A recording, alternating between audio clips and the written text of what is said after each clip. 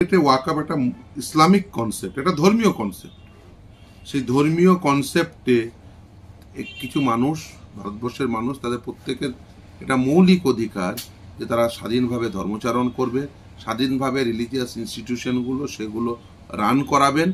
অথচ তারা সেটা করতে পারছেন না, তাদের করতে দেওয়া হবে না এই যুক্তিতে যে ওয়াকআপ সেখানে সম্পদ রয়েছে, সেই সম্পদের চুরি হচ্ছে এবং সেখানে অ্যাজিভ যেন দুজন নন মুসলিমকে ঢোকালেই ওয়াকআপ বোর্ডে বা কয়েকজন নন মুসলিমকে ঢোকালেই যেন চুরি বন্ধ হয়ে যাবে।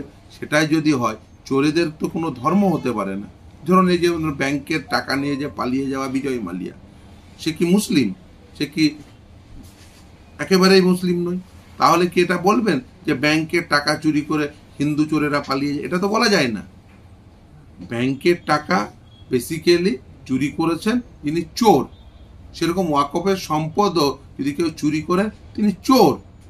কিন্তু তিনি শুধুমাত্র সেই বোর্ডের মধ্যে দুজন নন মুসলিম ঢোকালেই চুরি বন্ধ হয়ে যাবে এরকম নয়।